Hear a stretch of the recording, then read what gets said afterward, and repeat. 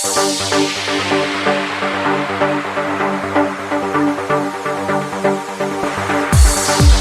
media presents women in various roles. Sometimes you see women as being very strong, very affirming, very supportive, very demanding, able to assert themselves. So that is one aspect of women that are being projected in the media.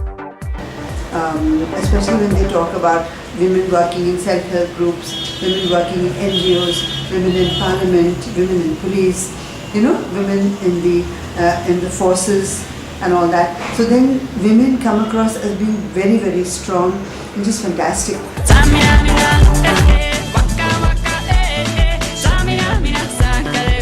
This time for Africa. The media is a reflection of the society, and the society by and large sees woman as somebody weak, somebody dependent, and sees her in terms of her body.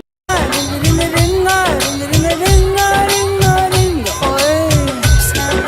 have come across in my life are also women who subscribe to this stereotype of the media. Mostly the commercials are portraying women in a side of seductionism, seductive portrayal.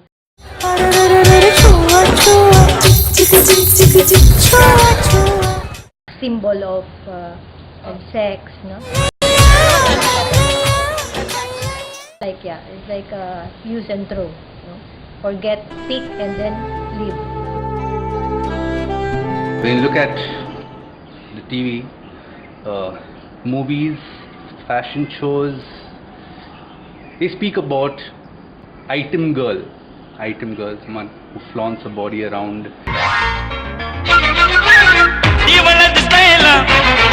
The urbanized women that is projected on the media, and more as a kind of commodity for commercial purposes. Very often women are very much portrayed as an I instrument think of sex and all like that. women perceived in the media is the main reason, the main reason why we have women in every sort of in books and on covers and on everything is because they know that there's a pretty face itself. What do you see? You see basically woman is transformed into an object. But women are considered just a profitable enterprise in the media as we see. Portrayed as commodities, pleasure seekers who sells their whole body for the pleasure of men. I would say there are two ways that the media portrays women. One is, if you see in serials, if you see any Kyunki Saas Bahu Thi or whatever, women are always shown as evil schemers.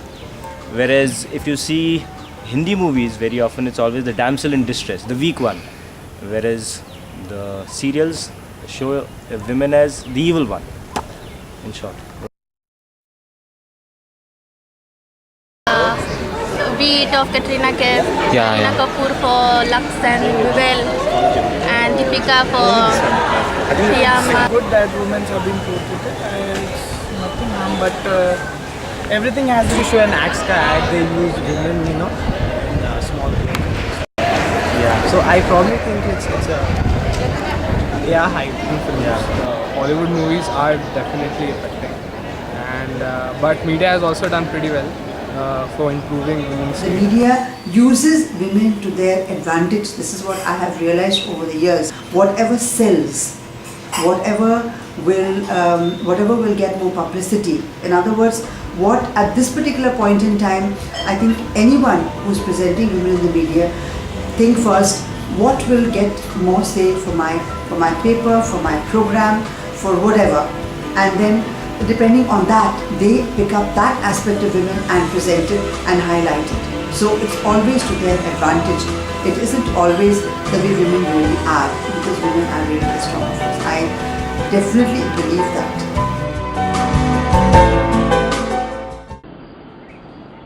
In reality, if you go to see, when we look at our own homes, our families, our parents, our mothers to be a little more specific, and some of us have sisters. How do we look at them? The world today gives a totally different picture of them. They are the fabric of our society, and they are what keep things going.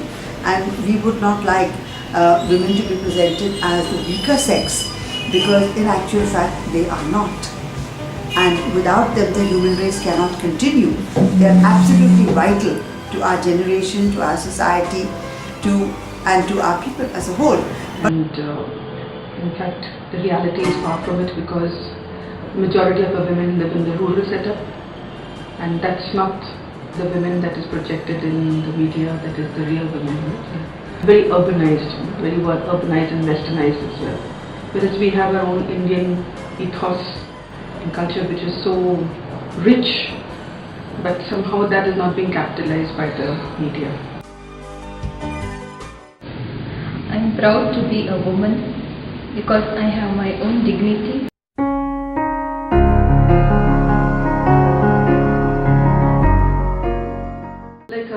For example, I like the way Sonia Gandhi, presents herself. A real woman of a dynamic woman. I would say that the role model is our mothers. My mother, who has portrayed a lot, or who has showed me, who have taught me a lot of fortitude. My mother had always the final word in any matter what came into my family.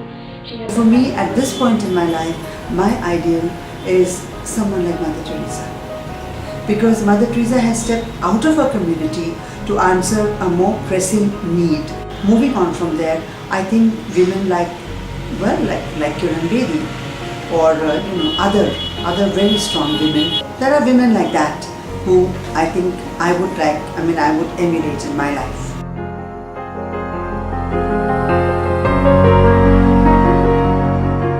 The qualities I admire in women is the ability of standing or supporting herself. Need to decide for themselves, my personal opinion. Able to take her own decisions, confident about herself. I would like to look at women as being emancipated. Secondly, being empowered. One thing is to be emancipated, but they've also got to be empowered. And thirdly, they've got to be enabled. But there are a number of hidden women, especially working for the NGOs, doing remarkable work. But we'd hardly hear of them. We hardly know them, but there are many women in the NGOs working for the emancipation of women. A woman in her life has to play several roles: as a homemaker, housewife, mother, caregiver, as a daughter-in-law, sister-in-law, that's at home, and when she's at her workplace, as a responsible person. Women are the real treasures of society. They can bring about revolution to the society. I admire the power they have within, and their sensitivity and creativity. But a deep desire in every woman, the real woman, to stand up, to become the real image and likeness of God. But some of the qualities that I experienced, that I found very good in women, is particularly her capacity to endure. And as far as I am concerned, I think that for me, an ideal woman is someone who knows her strengths and her weaknesses.